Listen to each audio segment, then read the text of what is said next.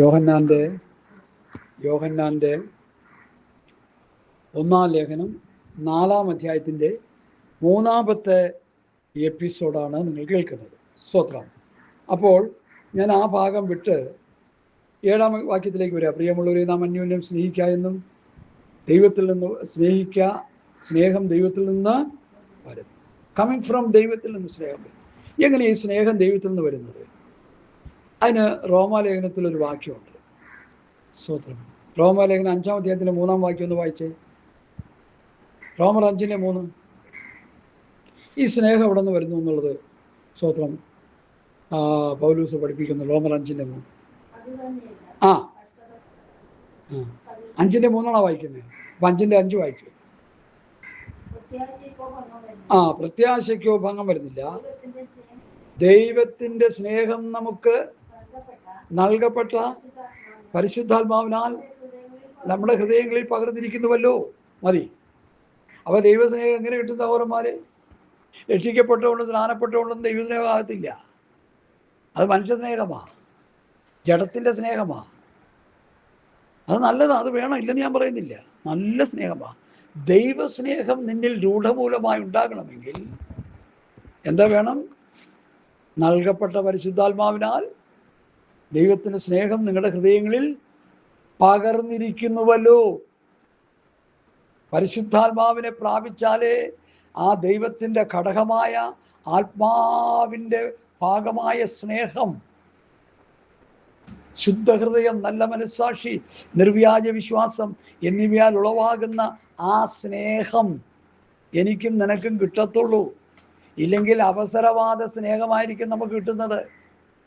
ഞങ്ങൾക്കൊരു കുഞ്ഞുണ്ട്, അവൻ്റെ സ്നേഹം എന്തെങ്കിലും കൊടുത്താൽ സ്നേഹം. മൊബൈൽ ഫോൺ കൊടുത്താൽ ഭയങ്കര സ്നേഹം. ഫോൺ കൊടുത്തില്ലെങ്കിൽ അവന് സ്നേഹം ഇല്ല. ഇവിടെ അടുത്തിരിപ്പുണ്ട് ആൾ.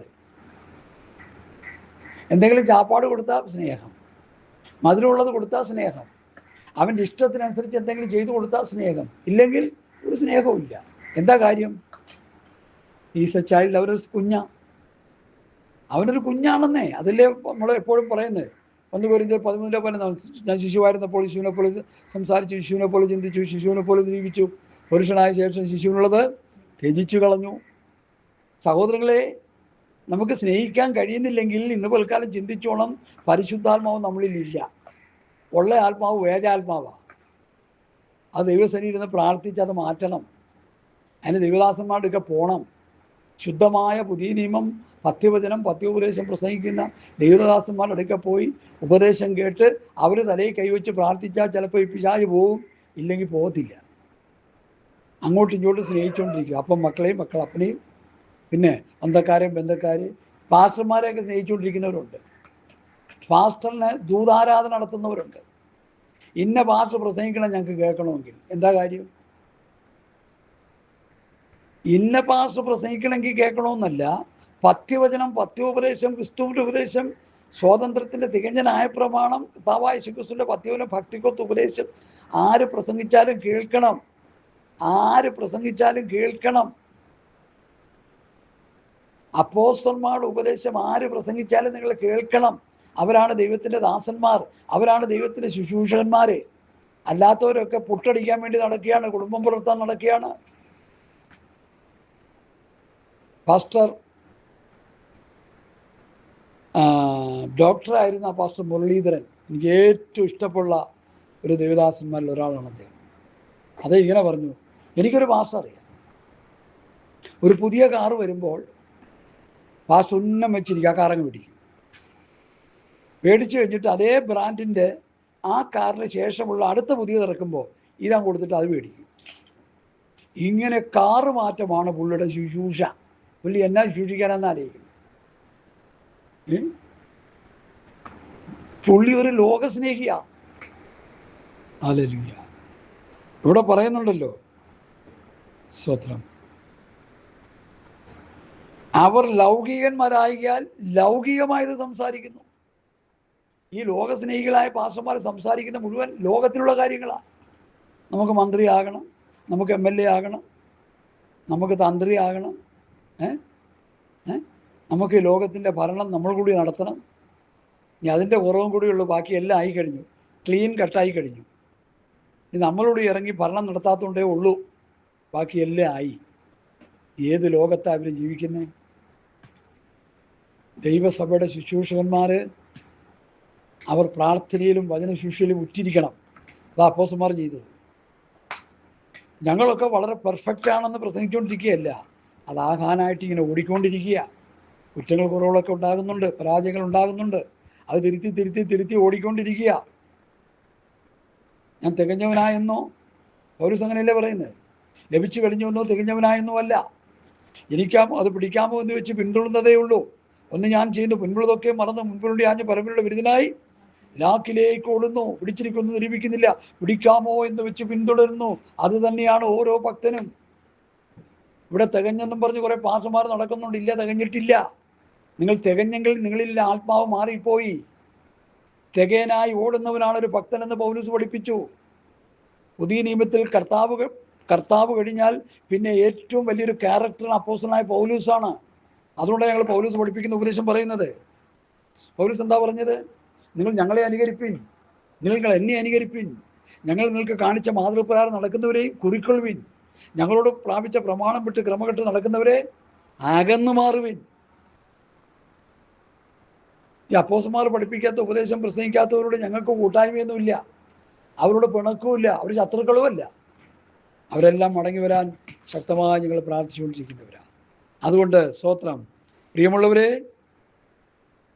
നാം അന്യോന്യം സ്നേഹിക്കണം. സ്നേഹം ദൈവത്തിൽ നിന്ന് വരുന്നു.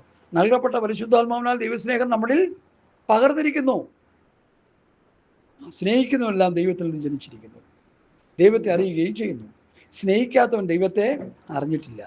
ദൈവം സ്നേഹം തന്നെ. ദൈവം ആരാണെന്ന് ചോദിച്ചാൽ നമുക്കൊരു മറുപടി പറയാൻ എന്താ ഉള്ളത്? God is love. ദൈവം സ്നേഹമാണ്. ഈശ്വരനെ തേടി ഞാൻ അലഞ്ഞ ഒരു ഭക്തൻ പാടിയ പാട്ടല്ലേ അത്? അവസാനം കണ്ടുമുട്ടിയത് എന്താ? സ്നേഹമാണ് ഈശ്വരൻ. അതുകൊണ്ട് പ്രിയമുള്ളവരെ, സ്നേഹത്തിൻ്റെ മൂർത്തിയാണ് നമ്മളെ വാഴ്ത്തപ്പെട്ട കർത്താവ്. തൻ്റെ ഏകജാതനായ പുത്രൻ വിശ്വസിക്കുന്നവനും നശിച്ചു പോകാതെ നിത്യജീവൻ പ്രാപിക്കേണ്ടതിന് ദൈവം അവനെ നൽകുവാൻ തക്കോണം ലോകത്തെ സ്നേഹിച്ചു. അപ്പം ദൈവത്തിൻ്റെ സ്നേഹമാണ് ഏറ്റവും വലുത്. ലോകത്തിലെ ഏറ്റവും വലിയ സ്നേഹം ഏതാണ്? അത് ദൈവത്തിൻ്റെ സ്നേഹം. നഷ്ടപ്പെട്ടു പോയ മനുഷ്യനെ പാപത്തിൻ്റെ കീഴിൽ, ശാപത്തിൻ്റെ കീഴിൽ നഷ്ടം തിരിഞ്ഞ് നിത്യമായ നരകാഗ്നിയിലേക്ക് പോകാൻ,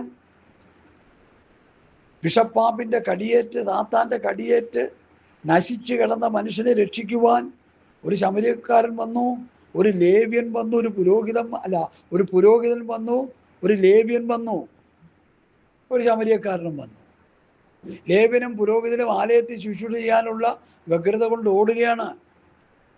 എന്നാൽ ശമര്യക്കാരൻ ക്രിസ്തുവിന് നിഴലായി നിൽക്കുക. അവൻ വന്ന് എന്ത് ചെയ്തു?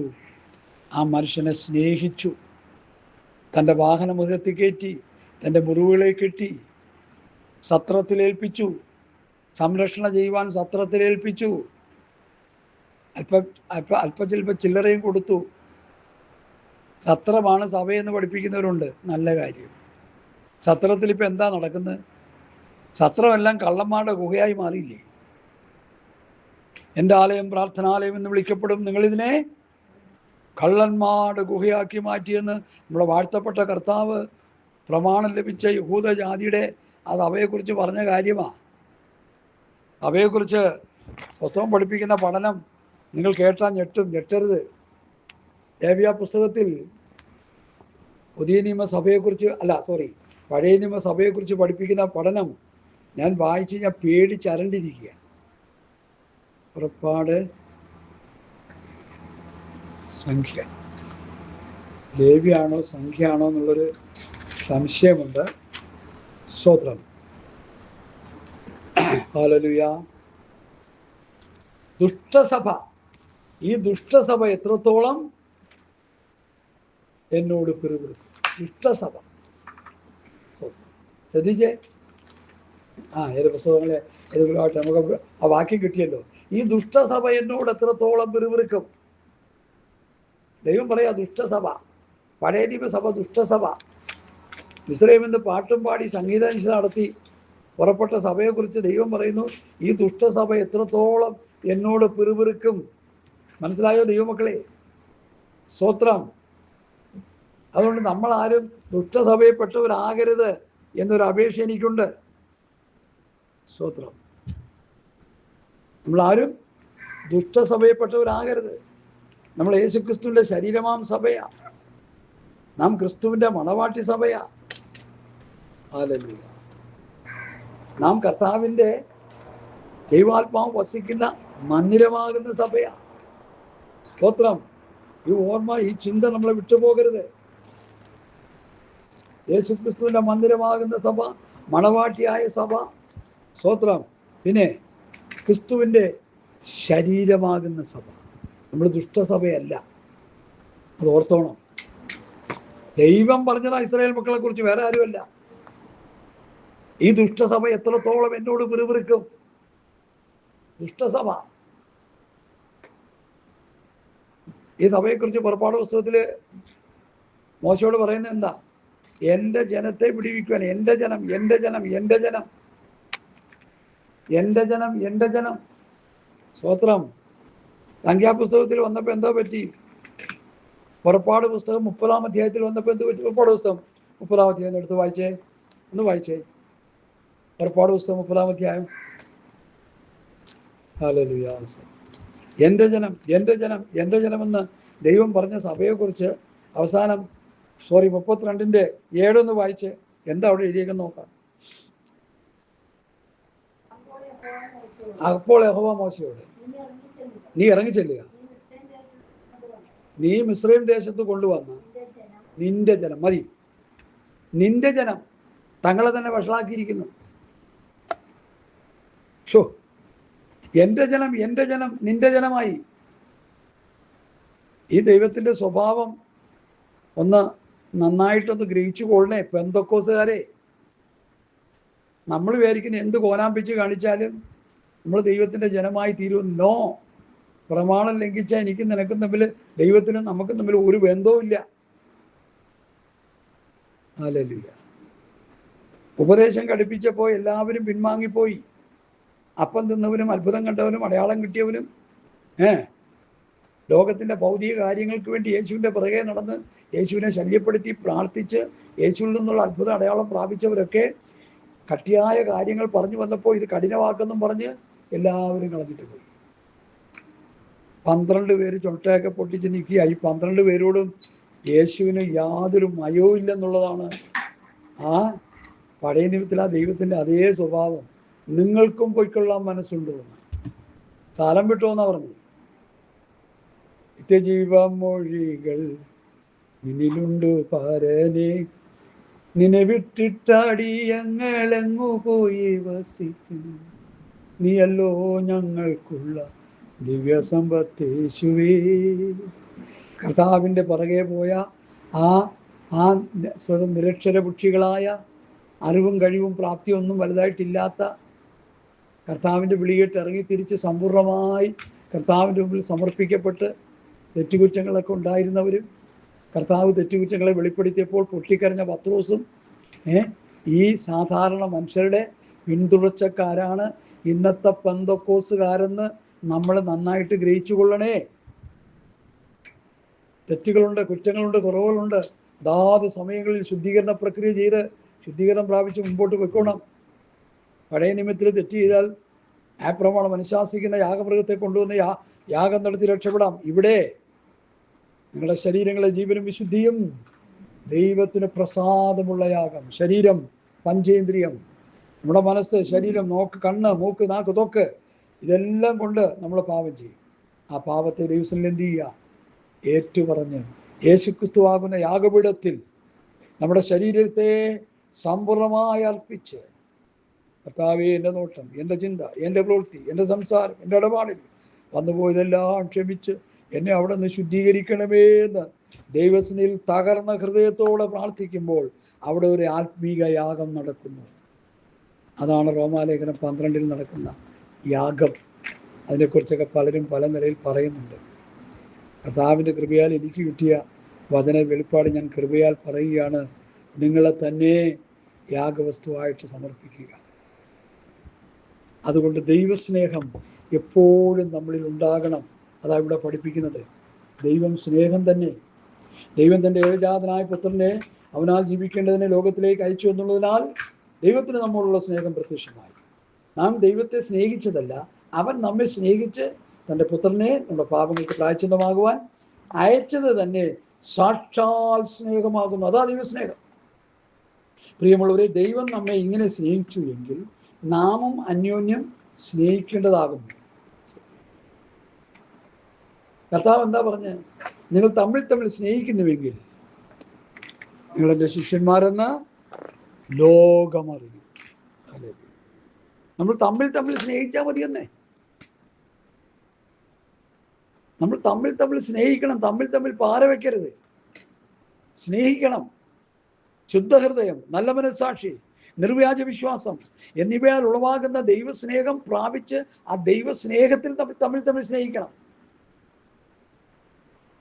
തമ്മിൽ തമ്മിൽ സ്നേഹിക്കാതെ മരിച്ചവരെ ഉയർപ്പിച്ചാലും പിന്നെ അത്ഭുതങ്ങൾ അടയാളങ്ങൾ ചെയ്താലും മർമ്മങ്ങൾ വെളിപ്പെടുത്തിയാലും ഒരു പ്രയോജനമില്ലെന്ന് പൗലോസ് അപ്പോസ്തലനാ പഠിപ്പിച്ചേ. സ്നേഹം ക്ഷമിക്കുന്നു, പൊറുക്കുന്നു, ദീർഘമായി ക്ഷമിക്കുന്നു. സ്തോത്രം. ഹല്ലേലൂയ. അടുത്ത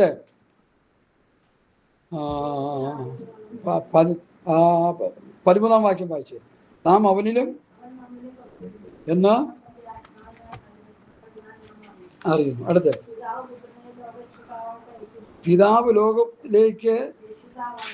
പിതാവ് പുത്രനെ ലോകരക്ഷിതാവായിട്ട് അയച്ചിരിക്കുന്നു എന്ന് ഞങ്ങൾ കണ്ട് സാക്ഷ്യം പറയുന്നു. അവർ കണ്ട് സാക്ഷ്യം പറയുന്നതാ. നമ്മളൊന്നും കണ്ടില്ലെന്നേ. ഇവിടെ അവർ കണ്ടതും അവർ കേട്ടതൊന്നും നമ്മൾ കേട്ടില്ലെന്നേ. അവർ കണ്ടതും കേട്ടതും എഴുതി വെച്ചേക്കുന്നത് അതങ്ങോട്ട് പറഞ്ഞാൽ മതിയെന്നേ. ചുമ്മാ കിടന്ന് ആൾ കളിക്കണ്ടെന്നേ. എന്തൊരു കഷ്ടമാണിത്. അവർ കണ്ടതും കേട്ടതും ഒക്കെ നമുക്ക് എഴുതി വെച്ചിരിക്കുക ഫോളോ ചെയ്യാൻ. നമ്മളത് ചെയ്താൽ മതിയെന്നായി പറയണേ. ഹല്ലേലൂയ. പിതാവ് പുത്രനെ ലോകരക്ഷിതാവായിട്ട് അയച്ചിരിക്കുന്നു എന്ന് ഞങ്ങൾ കണ്ട് സാക്ഷ്യം പറയുന്നു. യേശു ദൈവപുത്രൻ എന്ന് സ്വീകരിക്കുന്നവനിൽ ദൈവവും അവൻ ദൈവത്തിലും വസിക്കുന്നു. യേശു ദൈവപുത്രനിൽ നിന്ന് സ്വീകരിച്ചാൽ മാത്രം പോരാ, ഞങ്ങൾ ദൈവത്തിൽ നിന്നുള്ളവരാണെന്നും സ്വീകരിക്കണം. അപ്പോസ്തലന്മാരെ സ്വീകരിക്കണം, അംഗീകരിക്കണം. അവർ പറയുന്ന വചനം ക്രിസ്തുവിൻ്റെ പ്രമാണമാണെന്ന് അംഗീകരിക്കണം. അവർ കർത്താവിൽ നിന്ന് പ്രാപിച്ച് തന്നു എന്ന് അംഗീകരിക്കണം. നിങ്ങളെ കൈക്കൊള്ളുന്നവൻ എന്നെ കൈക്കൊള്ളുന്നു, എന്നെ കൈക്കൊള്ളുന്നു അയച്ചവനെ കൈക്കൊള്ളുന്നു. അവർ പറയുന്ന ഉപദേശം കേട്ട് നമ്മൾ അതനുസരിച്ചാൽ അവരെ കൈക്കൊള്ളുകയാണ്. അതിലൂടെ ക്രിസ്തുവിനെ കൈക്കൊള്ളുകയാണ്, അതിലൂടെ പിതാവിനെയും കൈക്കൊള്ളുകയാണ്. അവർ പറയുന്ന ഉപദേശം കേട്ടിട്ട് തലതിരിഞ്ഞ് പോയാലുണ്ടല്ലോ, പിന്നെ നമ്മളെ ദൈവത്തിന് വേണ്ട, സാത്താന് വേണം. അവനിട്ട് കുത്താനായിട്ട് വേണം. ഇന്ന് അനേകരെ അങ്ങനെ ചെയ്തുകൊണ്ടിരിക്കുകയല്ലേ. സാത്താൻ കയറി മേഞ്ഞുകൊണ്ടിരിക്കുക എന്നത്തെ ആത്മീയ കോളത്തെ. ആത്മീയ കണ്ടുകൊണ്ടായി പറയുന്ന ചുമ്മാ പറയുകയല്ല. പക്ഷെ അവർക്ക് വലിയ പണമുണ്ട്, വലിയ പദവിയുണ്ട്, വലിയ കാറുണ്ട്, വലിയ വീട് എല്ലാം ഉണ്ട്. സാത്താൻ്റെ മേയലാ നടക്കുന്ന അവിടെ മുഴുവൻ. ഹല്ലേലൂയ. അതുകൊണ്ട് നീ ഒരു സാധാരണ മനുഷ്യനായിരിക്കാം, ഒരു പാവപ്പെട്ടവനായിരിക്കാം, അന്നത്തിന് വകയില്ലാത്തവനായിരിക്കാം. പക്ഷേ ഈ പഥ്യവചനം പ്രസംഗിക്കുകയും ഈ പഥ്യവചനം അനുസരിക്കുകയും ചെയ്താൽ ദാസനെ പോലെ അബ്രഹാമിൻ്റെ മടിയെന്ന് വിശേഷിപ്പിക്കുന്ന ആ നിത്യതയിൽ പോയി നമുക്ക് സന്തോഷിക്കാം. സ്തോത്രം. വലിയ പണവും വലിയ പ്രതാപവും ഒന്നും നമുക്ക് വേണ്ട. പണവും പ്രതാപവും ഒക്കെ കൂടിക്കഴിയുമ്പോൾ ദൈവത്തെ വിട്ടുപോകുന്ന ചിത്രമാണ് ഞാൻ കണ്ടുകൊണ്ടിരിക്കുന്നത്. അനേക അനേക അനേക ദൃഷ്ടാന്തങ്ങളുണ്ട് എനിക്ക് പറയാൻ. ഞാൻ അതിലേക്ക് പോകുന്നില്ല. ഹല്ലേലൂയ. സ്തോത്രം, സ്തോത്രം. ഇനി എൻ്റെ വായിച്ചാട്ടെ, അതിൻ്റെ 16-ാമത്തെ വാക്യം വായിച്ചാട്ടെ. ആ ആ ആ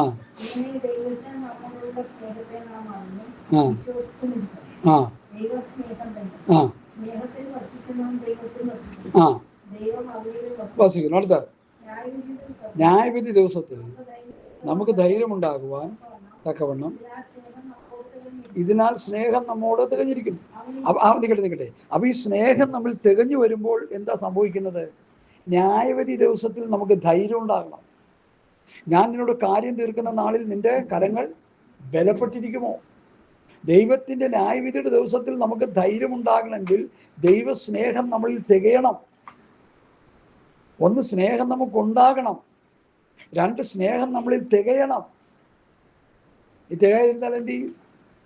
ഒരിച്ചിരി സ്നേഹം കൊണ്ട് നടന്നിട്ട് എന്താ കാര്യം? ആഴത്തിലുള്ള ദൈവസ്നേഹം നമ്മളിൽ ഉണ്ടാകണം. ആ സ്നേഹത്തിലൊരു മെഷർമെൻ്റ് എന്താ പറയാൻ കഴിയുന്നത്? ഞാൻ നിങ്ങളെ സ്നേഹിച്ച പോലെ നിങ്ങൾ തമ്മിൽ തമ്മിൽ സ്നേഹിക്കും. വലിയ ആന കാര്യമൊന്നുമില്ല ഇതിൽ. കർത്താവ് നമ്മെ സ്നേഹിച്ച പോലെ നമ്മൾ അവരെ സ്നേഹിക്കുക, മറ്റുള്ളവരെ സ്നേഹിക്കുക. ആരോടും പക വേണ്ട, ആരോടും വിദ്വേഷം വേണ്ട. Hallelujah, praise the Lord. ആ ഊഷ്മളമായ ദൈവസ്നേഹത്തിൻ്റെ വ്യക്താക്കളായി നമ്മൾ തീരണമെന്ന ദൈവത്തിൻ്റെ ആത്മാവ് നമ്മെക്കുറിച്ച് ആഗ്രഹിക്കുന്നത്. അടുത്ത വാക്യം. അവൻ ഇരിക്കുന്നത് പോലെ നമ്മൾ ഈ ലോകത്തിലിരിക്കുന്നു. ഇനി എന്നെ ഏറ്റവും ചിന്തിപ്പിച്ചൊരു വചനമായി. കർത്താവ് ഈ ലോകത്തിൽ ഇരുന്ന പോലെ നമ്മൾ ഇരിക്കുന്നു. ദൈവം എന്തായി പറയണം? ഈ ലോകത്തിൽ കർത്താവ് ഇരുന്നത് പോലെ. 1 യോഹന്നാൻ 2:6 വായിച്ചേ. 1 യോഹന്നാൻ 2:6.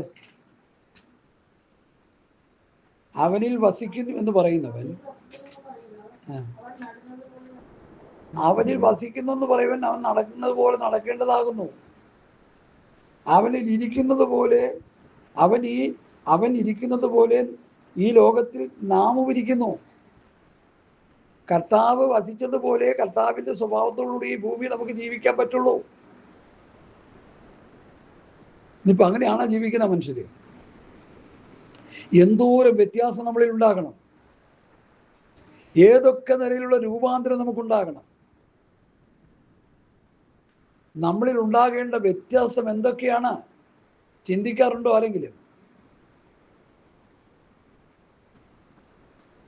ഈ പിണറായി ഇരുന്ന കസേരയിൽ സതീശൻ കയറി ഇരിക്കുക. പിണറായി ഇരുന്ന പോലെയാണ് ഇരിക്കുന്നത് സതീശൻ. സതീശൻ വ്യത്യസ്തനാ. ചിലർ പറയുക അതിൽ എന്താണ്, സംഘികളുടെ കൾസം ഇട്ട് ഇരിക്കുകയാണ്. ഒരു BJP കാരനോടോ ഒരു RSS കാരനോടോ സംസാരിക്കുകയോ. ഇപ്പോൾ ശ്രീമതി ടീച്ചർ, പുള്ളി ഒരു വേദി വന്ന സമയത്ത് ശ്രീമതി ടീച്ചർ അവിടെ ഇരുന്നു, ഇടതുപക്ഷത്തിൻ്റെ ആൾ. ഇയാളൊരു മനുഷ്യസ്നേഹിയായിട്ട് എന്ത് പറഞ്ഞു? ശ്രീമതി ടീച്ചറോട് പറഞ്ഞു, പ്ലീസ് ടേക്ക് യുവർ സീറ്റ്, ഇങ്ങോട്ട് വന്നിരിക്കാൻ പറഞ്ഞു. അതാണ് ഒരു അന്തസ്സുള്ളൊരു മനുഷ്യൻ്റെ ചിന്ത. പിണറായി ആണെങ്കിലോ ഗേറ്റ് ഔട്ട് അടിച്ചു തന്നെ. ആ വ്യക്തികൾ തമ്മിലുള്ള വ്യത്യാസം അതാ. ഒരു കസേരയിൽ ഇരുന്നാൽ അതിൻ്റെ മഹത്വം വെളിപ്പെടുത്തണം പ്രിയപ്പെട്ടവരെ.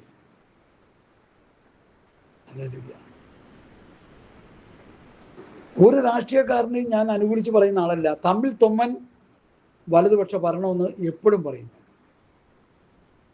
നമ്മൾ കൺമുമ്പിൽ കണ്ടുകൊണ്ടിരിക്കുകയല്ലേ പല കാര്യങ്ങളും. കണ്ടിട്ട് കാണാതിരിക്കുന്ന പൊട്ടനെ പോലെ ഇരിക്കാൻ എന്നെ കൊണ്ട് പറ്റത്തില്ല. ചിലർ എത്ര കണ്ടാലും കണ്ടിട്ട് കാണാത്തവരെ പോലെ. അല്ലേ? കത്രിക വയറ്റിൽ കിടന്ന പെണ്ണിന് രാഷ്ട്രീയം പറയല്ല, ക്ഷമിക്കണം, ആ പെണ്ണിൻ്റെ കഷ്ടപ്പാട് മാറ്റി കൊടുത്തില്ലേ? കത്രിക എടുത്ത് ദൂരെ കളഞ്ഞിട്ട് അവർക്ക് ആ ഹോസ്പിറ്റലിൽ ജോലി കൊടുത്തില്ലേ? സന്തോഷമായില്ലേ? അവരുടെ കണ്ണിൽ കൂടി കണ്ണീര് വന്നപ്പോൾ അത് കണ്ട് മനസ്സ് നിറഞ്ഞവരല്ലേ ഞാനും നിങ്ങൾ. അതൊക്കെ ആ നിലയിൽ കാണാനുള്ള ഒരു കാഴ്ചപ്പാടുണ്ട്. അന്ധമായ രാഷ്ട്രീയ വിശ്വാസം ഒരാൾക്കും പാടില്ല. എല്ലാ പാർട്ടിക്കാരും തെറ്റുകാരും കുറ്റക്കാരും കുറവുകാരൊക്കെ കാണും. പക്ഷേ തമ്മിൽ തൊമ്മൻ നമുക്ക് എന്തെങ്കിലും നന്മ ചെയ്യുന്നെങ്കിൽ അവിടെ നമ്മൾ കയറി പിടിച്ചോളൂ. അല്ലാതെ അന്ധമായ രാഷ്ട്രീയ സ്നേഹം ഓരോ ദൈവമക്കൾക്കും പാടില്ല എന്ന് കർത്താവിൻ്റെ നാമത്തിൽ ഞാൻ നിങ്ങളെ പ്രബോധിപ്പിക്കുക. എനിക്ക് പറയാനുള്ള കാരണം, ചേർത്തലയിൽ ഞങ്ങൾ പോയി പ്രവർത്തിക്കുമായിരുന്നു. 2-3 വർഷം പ്രവർത്തിച്ചു. ഇലക്ഷൻ വരുമ്പോൾ വിശ്വാസികളെ കിട്ടത്തില്ല, അവർ ഇലക്ഷൻ വർക്കിന് പോകും. പിന്നീട് മനസ്സിലാക്കി ഇവരെല്ലാം ഒന്നാന്തരം കമ്മ്യൂണിസ്റ്റുകാരാണ്. പാർട്ടി തോറ്റപ്പോൾ അവരുടെ മുഖമൊക്കെ ചത്ത വീട്ടിലെ ആൾക്കാരുടെ മുഖം പോലെയായി. ഇവിടെ ആരും ഭരിക്കട്ടെ. ദാനിയേൽ പ്രവചനം ഒരു പ്രാവശ്യമെങ്കിലും വായിച്ച് പഠിച്ചാൽ ദാനിയേൽ പ്രവചനൻ്റെ പുസ്തകത്തിൽ എഴുതിയിരിക്കുന്നത് എന്താ? ഇവിടെ ആര് ഭരിക്കണമെന്ന് പെന്തക്കോസ്തുകാരല്ല തീരുമാനിക്കേണ്ടത്, സർവശക്തനായ ദൈവമാണ്. ഈ ലോകത്ത് ആരൊക്കെ ഭരിക്കണമെന്ന് ദൈവം താൻ തീരുമാനിക്കുന്നത്. ട്രംപ് അമേരിക്കയിലെ പ്രസിഡന്റ് ആകണമെന്ന് അമേരിക്കക്കാരല്ല തീരുമാനിക്കേണ്ടത്, ദൈവമാണ് തീരുമാനിക്കുന്നത്. മോദി ഇന്ത്യൻ പ്രസിഡന്റ് ആയിരിക്കുന്നെങ്കിൽ ദൈവത്തിന് അതിൽ ഉദ്ദേശമുണ്ട്. ഓണം പിടിക്കാതെ നടക്കുന്ന പെന്തക്കോസ്തുകാരൻ ഓണം പിടിക്കാൻ വേണ്ടി തന്നെയാ താൻ ഇന്ത്യയുടെ പ്രധാനമന്ത്രി ആയിരിക്കുന്നത്. എന്താ സംശയം? എന്താ? എല്ലാം തികഞ്ഞവരായിട്ട് കിടക്കുകയല്ലേ ഇപ്പോൾ. സുവിശേഷം വിറ്റ് തിന്നുകൊണ്ടിരിക്കുകയല്ലേ. ഹല്ലേലൂയ. നമുക്ക് പ്രതികൂലമുണ്ടാകുമ്പോഴേ നമ്മൾ ഉണരുള്ളൂ. മുഖ്യമന്ത്രിയുടെ സ്ഥാനത്ത് KC ജോൺ പ്രധാനമന്ത്രിയായാലും എന്തായിരിക്കും സ്ഥിതി? ഒരൊറ്റ എണ്ണം വിശ്വാസി കാണത്തില്ല. എല്ലാം തരികളുടെ ഉസ്താക്കന്മാരായി. സംശയമുണ്ടോ? മോദി അവിടെ ഇരുന്ന് നമ്മളെ പീഡിപ്പിക്കട്ടെ. അപ്പം നിനക്ക് പ്രാർത്ഥനാ ജീവിതം ഉണ്ടാകും, വചനധ്യാനം ഉണ്ടാകും, നിനക്ക് ദൈവഭയം ഉണ്ടാകും. എല്ലാവരും പറയണ കേൾക്കുക. ഈ ഇടയ്ക്ക് 2-3 പോഴന്മാർ വന്ന് എൻ്റെ അടുത്ത് പറയുകയാണ്, മോദി ഭരണത്തിൽ വരാതിരിക്കാൻ വേണ്ടി നമുക്ക് പ്രാർത്ഥിക്കണം, ഞങ്ങളൊക്കെ ഉപവസിച്ച് പ്രാർത്ഥിക്കണം. ഞാൻ എനിക്ക് നിങ്ങളുടെ പാട്ടിന് പോകാൻ പറഞ്ഞു. ഉപവസിച്ച് പ്രാർത്ഥിക്കാനുണ്ട്. ഞാൻ അങ്ങനെ പറഞ്ഞില്ല, എൻ്റെ മനസ്സോട് ഞാൻ പറഞ്ഞു. കാരണം വളരെ സ്നേഹിക്കുന്ന ആൾക്കാരായതുകൊണ്ട്. തുമ്പും വെളിവില്ല. മോദി വരാതിരിക്കാൻ പ്രാർത്ഥിക്കുക, അവർ വരാതിരിക്കാൻ പ്രാർത്ഥിക്കുക, ഇവർ വരാതിരിക്കാൻ പ്രാർത്ഥിക്കുക. എൻ്റെ പൊന്നെ, ആര് വരുന്നു എന്നുള്ളത് നീ ഞാനും അല്ല തീരുമാനിക്കേണ്ടത്, സർവശക്തനായ ദൈവമാണ് തീരുമാനിക്കേണ്ടത്. 3ാം തുടർഭരണം കിട്ടുമെന്ന് ഇടതുപക്ഷ നേതാക്കന്മാരെല്ലാം ഒരേ ശബ്ദത്തിൽ പറഞ്ഞല്ലോ. അതിലൊരു വമ്പം വന്ന് വിളിച്ച് പറഞ്ഞെന്താ, ഞങ്ങൾ കാൻഡിഡേറ്റിനെ നിർത്തിയിരിക്കുന്ന തോക്കാനല്ല, ജയിക്കാനാ. പക്ഷെ ഇലക്ഷൻ വന്ന് റിസൾട്ട് വന്നപ്പോൾ ഞങ്ങൾ തോറ്റുപോയി. എന്ത് ചെയ്യാനാ? സ്വത്രം.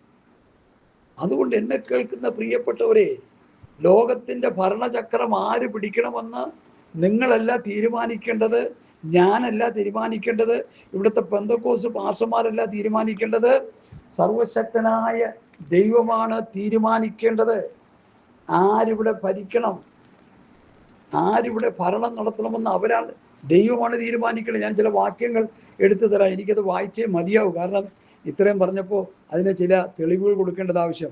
ദാനിയേൽ പ്രവാചകന്റെ പുസ്തകം ഒന്ന് വായിച്ചാട്ട്. ഹലോ, ദാനിയേൽ പ്രവാചകൻ 2:21 വായിക്കാം. 2:21. Hallelujah, hallelujah. 2:21 ദാനിയേൽ പ്രവാചകന്റെ പുസ്തകം. കാലങ്ങളെയും സമയങ്ങളെയും മാറ്റുന്നു. അവൻ രാജാക്കന്മാരെ നീക്കുകയും രാജാക്കന്മാരെ വാഴിക്കുകയും ചെയ്യുന്നു. അവൻ ജ്ഞാനികൾക്ക് ജ്ഞാനവും വിവേകികൾക്ക് ബുദ്ധിയും കൊടുക്കുന്നു. അവൻ അഗാധവും ഗൂഢമായത് വെളിപ്പെടുത്തുന്നു. അവൻ ഇരുട്ടിൽ ഉള്ളത് അറിയുന്നു, വെളിച്ചം അവനോടുകൂടി വസിക്കുന്നു. അപ്പോൾ രാജാക്കന്മാരെയൊക്കെ നീക്കിക്കളയുന്ന ആരാ? ദൈവമാണെന്ന്. ഇനി ദാനിയേൽ 4:25 വായിച്ചാട്ട്. ദാനിയേൽ 4:25. 4:25 എഴുതി എന്താ എഴുതിയിരിക്കുന്നത്? ദാനിയേൽ 4:25. തിരുമേനിയെ മനുഷ്യരുടെ ഇടയിൽ നിന്ന് നീക്കിക്കളയും, തിരുമനസ്സിലെ വാസം കാട്ടുമൃഗങ്ങളോടുകൂടിയാകും. തിരുമേനിയെ കാളയെപ്പോലെ പുല്ലുതീറ്റിക്കും, തിരുമേനി ആകാശത്തിലെ മഞ്ഞുകൊണ്ട് നനയും. മനുഷ്യരുടെ രാജ്യത്വത്തിന്മേൽ അത്യുന്നതനായവൻ വാഴുന്നു. പെന്തക്കോസ്തുകാരെ, കണ്ണു തുറന്ന് ഈ വാക്യം കേൾക്കുകയും ചെവിയിൽ ബഡ്സ് വല്ലതും ഇട്ട് അടുക്കൊക്കെ കളഞ്ഞ് ഇതൊന്ന് കേൾക്കുകയും ചെയ്യണം. മനുഷ്യരുടെ രാജ്യത്വത്തിന്മേൽ അത്യുന്നതനായവൻ വാഴുകയും അതിനെ തനിക്ക് ബോധിച്ചവന് കൊടുക്കുകയും ചെയ്യുന്നുവെന്ന് തിരുമനസ്സുകൊണ്ട് അറിയുന്നത് വരെ മനുഷ്യരുടെ ഹൃദയം ദൈവത്തിൻ്റെ കയ്യിൽ ദൈവത്തിൻ്റെ ഹൃദയം ദൈവത്തിൻ്റെ നീർത്തോട് കണക്കിയിരിക്കുന്നു. രാജാക്കന്മാരുടെ ഹൃദയം ദൈവത്തിൻ്റെ കയ്യിൽ നീർത്തോട് കണക്കിയിരിക്കുന്നു. തനിക്ക് ബോധിച്ച ദിക്കിലേക്ക് അതിനെ തിരിക്കുന്നു. 5:4 നമ്മൾ 25 വായിച്ചല്ലോ. 2:21 വായിച്ചല്ലോ. 5:2 വായിച്ചേ. 5:2. ദാനിയേൽ 2:5 വായിച്ചേ. എന്താ എഴുതിയിരിക്കുന്നത്?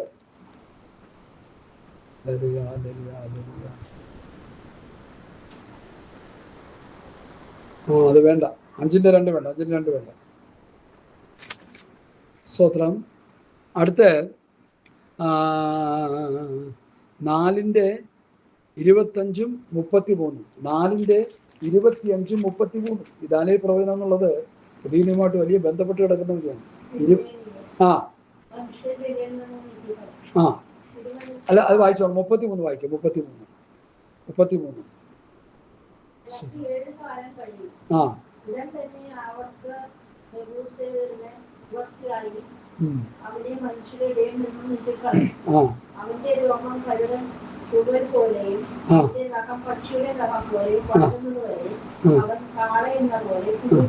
മനുഷ്യരുടെ നിന്ന് അവനെ നീക്കിക്കളഞ്ഞു. ഇത്രേ ഉള്ളൂ.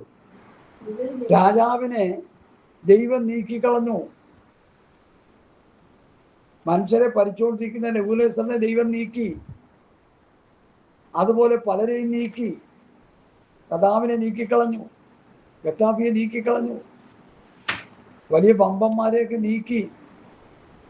ഇന്ന് കിടന്ന് വമ്പത്തരം കാണിക്കുന്നവരെയൊക്കെ നാളെ ദൈവം നീക്കും. ഞാൻ മകുടം നീക്കി കിരീടം എടുത്തു കളയും. അതിരിക്കയില്ല. ഹല്ലേലൂയ. എന്നെ കേൾക്കുന്ന പ്രിയപ്പെട്ടവരെ, നമ്മൾ ഉദ്ദേശിക്കുന്ന പോലെ അല്ല കാര്യങ്ങൾ. Hallelujah, hallelujah. അവനിരിക്കുന്നത് പോലെ നാം ഈ ലോകത്തിൽ ഇരിക്കുന്നു. കർത്താവ് ഈ ഭൂമിയിൽ വന്നിരുന്നത് പോലെ നമ്മളും ഈ ഭൂമിയിലായിരിക്കണം. അടുത്ത വാക്യം വായിച്ചോട്ടെ ജൂലി. 13-ാമത്തെ വാക്യം. സ്നേഹത്തിന് ഭയമില്ല, ഭയത്തിന് ദണ്ഡനമുള്ളതിനാൽ തികഞ്ഞ സ്നേഹം ഭയത്തെ പുറത്താക്കി കളയും. ഭയപ്പെടുന്നവൻ സ്നേഹത്തിൽ തികഞ്ഞവനല്ല. അവൻ ആദ്യം നമ്മെ സ്നേഹിച്ചതുകൊണ്ട് നാമും സ്നേഹിക്കുന്നു. ഞാൻ ദൈവത്തെ സ്നേഹിക്കുന്നു എന്ന് പറയുകയും തൻ്റെ സഹോദരനെ പഴിക്കുകയും ചെയ്യുന്നവൻ കള്ളനാകുന്നു, കള്ളനും കൊലപാതകനുമാകുന്നു. ഇതാണ് നമ്മൾ പഠിക്കേണ്ട പ്രധാന വിഷയം. ദൈവത്തെ സ്നേഹിക്കുന്നു എന്ന് പറയുകയും തൻ്റെ സഹോദരനെ പഴിക്കുകയും ചെയ്യുന്നവൻ കള്ളനാകുന്നു. താൻ കണ്ടിട്ടുള്ള സഹോദരനെ സ്നേഹിക്കാത്തവന് കണ്ടിട്ടില്ലാത്ത ദൈവത്തെ സ്നേഹിപ്പാൻ കഴിയുന്നതല്ല. ദൈവത്തെ സ്നേഹിക്കുന്നവൻ സഹോദരനെയും സ്നേഹിക്കണമെന്നീ കൽപ്പന നമുക്ക് അവങ്കിൽ നിന്ന് ലഭിച്ചു. നമ്മൾ ദൈവസ്നേഹമുള്ളവരായി തീരണം. എനിക്ക് ചില സഹോദരന്മാരുടെ ആത്മീയ കൂട്ടായ്മയില്ല. കാരണം എന്താണെന്ന് വെച്ചാൽ ഈ ഉപദേശപരമായിട്ട് അവരുമായിട്ട് നമുക്ക് സഹകരിച്ചു പോകാൻ കഴിയത്തില്ല. പക്ഷെ അവരുടെ പകയില്ല, വിദ്വേഷമില്ല, പിണക്കില്ല, വഴക്കില്ല, ഒന്നുമില്ല. കൂട്ടായ്മ കൂടാൻ പറ്റത്തില്ല. പിന്നെ കൂട്ടായ്മ എന്ന് പറഞ്ഞാൽ വ്യവസ്ഥകളുണ്ട്. ആത്മീയ കൂട്ടായ്മ എന്ന് പറഞ്ഞാൽ അതിന് വ്യവസ്ഥയുണ്ട്, അതിന് പ്രമാണമുണ്ട്. നമ്മൾ കൂടി വരുന്നത് നന്മയ്ക്കല്ല തിന്മയ്ക്കത്രേ. ഇന്നത്തെ പല കൂടിയൊരുകളും നന്മയല്ല തിന്മയാണ് ഉണ്ടാക്കുന്നത്. അതുകൊണ്ട് എന്നെ കേൾക്കുന്ന പ്രിയപ്പെട്ടവരെ, നമ്മൾ ദൈവസ്നേഹത്താൽ നിറയപ്പെട്ടവരായി എല്ലാവരെയും സ്നേഹിക്കണം. രാജാക്കന്മാരെ ബഹുമാനിക്കണം, ദൈവമക്കളെ സ്നേഹിക്കണം. വ്യവസ്ഥയിൽ പ്രമാണത്തിൽ നിൽക്കുന്നവരുമായിട്ട് കൂട്ടായ്മ ആചരിക്കണം. അല്ലാത്തവരോട് പകയും വിദ്വേഷവും ഒന്നും പാടില്ല. ദൈവസ്നേഹത്തിൻ്റെ മൂർത്തിഭാവങ്ങളായി നമ്മൾ തീരണം. വിശ്വാസം, പ്രത്യാശ, സ്നേഹം, ഇവ മൂന്നും വലുത്. ഇവയിൽ വലുതോ സ്നേഹം തന്നെ. ഒരു ന്യായശാസ്ത്രി വന്ന് കർത്താവിനോട് ചോദിച്ചു, സ്തോത്രം, ഏറ്റവും മുഖ്യ കൽപ്പന ഏതാകുന്നു?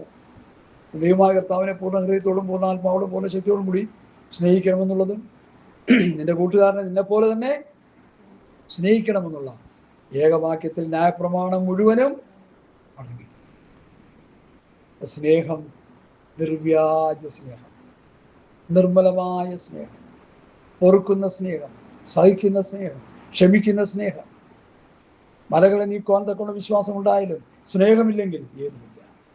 സകല മർമ്മങ്ങളും വെളിപ്പെടുത്തിയാലും സ്നേഹമില്ലെങ്കിൽ ഏതുമില്ല.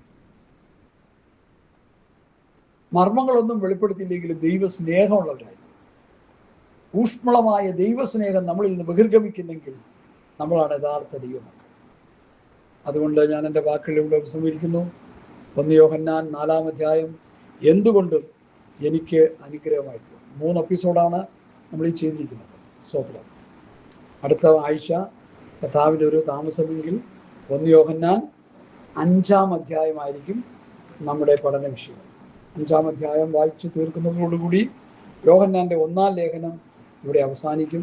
അത് കഴിഞ്ഞ് യോഹന്നാൻ്റെ 1-ാം ലേഖനം 2-ാം ലേഖനം, അത് കഴിഞ്ഞ് യോഹന്നാൻ്റെ 3-ാം ലേഖനം, ഓരോ അധ്യായങ്ങളുള്ളത് അതും നമ്മൾ വായിച്ച് പഠിക്കും. അതിലും കാര്യങ്ങളുണ്ട്, യാഥാർത്ഥ്യങ്ങൾ, അതിലുമുണ്ട് സത്യങ്ങൾ. ലേഖനങ്ങളെല്ലാം വായിച്ച് പഠിക്കുക. നിങ്ങൾ വാക്കിനാലോ ലേഖനത്താലോ തന്ന പ്രമാണങ്ങൾ വായിച്ച് പഠിക്കുക. വാക്കിനാൽ തന്ന പ്രമാണം പ്രവൃത്തി പുസ്തകം, ലേഖനത്തിലൂടെ തന്നത് സ്തോത്രം റോമാലേഖനം മുതൽ യൂദയുടെ ലേഖനം വരെ ഇതെല്ലാം വായിച്ച് പഠിക്കും. വായിച്ച് പഠിച്ച് പുതിയ നിയമസഭയാകുന്ന നമ്മോടുള്ള ക്രിസ്തുവിൻ്റെ ഉപദേശങ്ങൾ, ക്രിസ്തുവിൻ്റെ അരുളപ്പാടുകൾ വായിച്ച് പഠിച്ചനുസരിച്ച് ജീവിച്ച് ക്രിസ്തുവിൻ്റെ ഭാവമുള്ളവരായി, ക്രിസ്തുവിൻ്റെ മനസ്സുള്ളവരായി, അവരുടെ ദിവ്യ സ്വഭാവത്തിന് കൂട്ടാളികളായി വേഗം വരുന്ന കർത്താവിനെ എതിരേൽപ്പാൻ ഒരുങ്ങി നിൽക്കാം. ഗലീലാപുത്രന്മാരെ ആകാശത്തേക്ക് നോക്കി നിൽക്കുന്നതുണ്ട്. നിങ്ങളെ വിട്ട് സ്വർഗാരോഹണം ചെയ്ത യേശു പോയതുപോലെ തിരികെ വരും. യേശു വരും, സഭയെ ചേർക്കും. കാഹളം തിരിച്ച് കർത്താവ് വരും, സഭയെ ചേർക്കും. കർത്താവിൻ്റെ വരവിന് വേണ്ടി ഒരുങ്ങിയിരിക്കുന്നു സഹോദരങ്ങളെ. ഉണർന്നിരിക്കുന്നു, സദാകാലം ഉണർന്നും പ്രാർത്ഥിച്ചുകൊണ്ടിരിക്കുന്നു. ഹല്ലേലൂയ. നിങ്ങളുടെ ഹൃദയം അതിഭക്ഷണത്താലും ഉപജീവന ചിന്തകളാലും ഭാരം പെട്ടിട്ട് ആ ദിവസം നിങ്ങൾക്ക് പെട്ടെന്ന് കണി പോലെ വരാതിരിപ്പാൻ സൂക്ഷിച്ചുകൊള്ളുവീൻ. ഏതായി കണി പോലെ വരുന്ന ദിവസം? കർത്താവിൻ്റെ വരവ്. കർത്താവിൻ്റെ വരവ് കണി പോലെ വരരുത്, കണി പോലെ വരരുത്. ഹല്ലേലൂയ. കർത്താവിൻ്റെ വരവ് കണി പോലെ വന്നാൽ എന്ത് പറ്റും? നമ്മൾ തട്ടിപ്പോവല്ല, വേറെ കുഴപ്പമൊന്നുമില്ല. സ്തോത്രം. ഉപജീവന ചിന്തകൾ കൊണ്ട് ഭാരപ്പെട്ട്, ഭക്ഷണം കഴിച്ച് തിമിർത്ത് ഭാരപ്പെട്ട്, മദ്യപാനത്താലും ഉപജീവനത്താലും ഭാരപ്പെട്ടിട്ട് ആ ദിവസം നിങ്ങൾക്ക് പെട്ടെന്ന് കണി പോലെ വരാപ്പോൾ സൂക്ഷിച്ചുകൊള്ളുവിൻ. അത് സർവ്വഭൂതലത്തിലും വസിക്കുന്ന ഏവർക്കും വരും. ആകയാൽ ഈ സംഭവിപ്പാനുള്ള എല്ലാറ്റിനും ഒഴിഞ്ഞു പോകുവാനും മനുഷ്യപുത്രൻ്റെ മുൻപാകെ നിൽപ്പാനും പ്രാപ്തരാകേണ്ടതിന് സദാകാലം ഉണർന്നും പ്രാർത്ഥിച്ചുകൊണ്ടിരിക്കും. സംഭവിപ്പാനുള്ളതെന്താ? കർത്താവിൻ്റെ വരവിൽ എടുക്കപ്പെടുന്നില്ലെങ്കിൽ, എടുക്കപ്പെട്ട് കഴിഞ്ഞാൽ ഈ ലോകത്ത് സംഭവിക്കാൻ പോകുന്ന അനർത്ഥങ്ങൾ, യെഹൂദക്രിസ്തുവിൻ്റെ കിരാത ഭരണത്തെ മരണം കൊതിക്കും, മരണം അന്വേഷിക്കും. മലകളെ പാറകളെയും ഞങ്ങളുടെ മേൽ വന്ന് വീഴുവിൻ, ഞങ്ങളെ മൂടുവിൻ എന്ന് പറയുന്ന അവസ്ഥ വരും. അപ്പത്തിനായിട്ടുള്ള വിശപ്പല്ല, വെള്ളത്തിനായിട്ടുള്ള ദാഹമല്ല, വചനത്തിനുള്ള വിശപ്പും ദാഹവും ഞാൻ ദേശത്തേക്ക് അയക്കുന്നു എന്ന് ദൈവത്തിൻ്റെ അരുളപ്പാട്. ആമോസ് പ്രവാചകന്റെ വചനങ്ങൾ. ഇന്നീ ഉപദേശം കേട്ടിട്ട് ചവിട്ടി തേച്ച് കളഞ്ഞവരൊക്കെ അന്ന് വചനത്തിന് വേണ്ടി ദാഹിക്കുന്നൊരു സന്ദർഭം വരും. കിട്ടത്തില്ല. യൂത്ത് അനേക സഹോദരി സഹോദരന്മാർ വചനത്തിന് വേണ്ടി ലോകത്തിൻ്റെ നാനാഭാഗത്തേക്കും പായുമെന്നാണ് പറയുന്നത്. സമുദ്രം മുതൽ സമുദ്രം വരെ അവർ യാത്ര ചെയ്യും, എങ്ങും കിട്ടത്തില്ല. കൃപായുഗത്തിൻ്റെ വാതിൽ കർത്താവിൻ്റെ വരവോടുകൂടി തീരുകയാണ്. കർത്താവിൻ്റെ മേഘപ്രത്യക്ഷതയോടുകൂടി കൃപായുഗത്തിൻ്റെ വാതിൽ അടയപ്പെടുകയാണ്. അതിനു മുൻപാകെ ഈ വചനങ്ങളെല്ലാം കേട്ടനുസരിച്ച് ജീവിച്ച് നമ്മുടെ ആത്മരക്ഷയ്ക്ക് വേണ്ടി ഭാര്യയ്ക്ക് വേണ്ടി ഒരുങ്ങണം, ഭർത്താവിന് വേണ്ടി ഒരുങ്ങണം, മക്കൾക്ക് വേണ്ടി ഒരുങ്ങണം. ആർക്കും ആരെയൊന്നും കൊണ്ടുപോകാൻ പറ്റത്തില്ല. രക്ഷ വ്യക്തിപരമാണ്. അവനവൻ്റെ രക്ഷയ്ക്ക് വേണ്ടുന്ന വ്യക്തിപരമായ ഉപദേശങ്ങൾ, സത്യങ്ങളൊക്കെയാണ് ഞങ്ങളീ പറഞ്ഞുകൊണ്ടിരിക്കുന്നത്. അതുകൊണ്ട് കർത്താവ് വചനകാലം നമ്മെ അനുഗ്രഹിക്കട്ടെ. കർത്താവിൻ്റെ കൃപയ്ക്കുള്ളിൽ മറഞ്ഞിരിക്കാം, പ്രസരതയ്ക്ക് വേണ്ടി കാത്തിരിക്കാം. ഭൂമിയിൽ കൃഷി ചെയ്തിട്ട് കൃഷിക്കാരൻ വിളവിന് വേണ്ടി കാത്തിരിക്കുന്ന പോലെ മുൻമഴയ്ക്കും പിൻമഴയ്ക്കും വേണ്ടി കാത്തിരുന്ന് ആത്മീയ അനുഗ്രഹങ്ങളെ പ്രാപിച്ച് നിത്യതയ്ക്ക് കൊണ്ട് ഒരുങ്ങുവാൻ സർവശക്തനായ ദൈവം കൃപ ചെയ്യട്ടെ എന്ന് ആത്മാർത്ഥമായി പ്രാർത്ഥിച്ചുകൊണ്ടിൻ്റെ വാക്കുകൾ ചുരുക്കുന്നു. കർത്താവ് വചനങ്ങളാൽ നമ്മെ അനുഗ്രഹിക്കട്ടെ. ആമേൻ, ആമേൻ, ആമേൻ, ആമേൻ, ആമേൻ, ആമേൻ.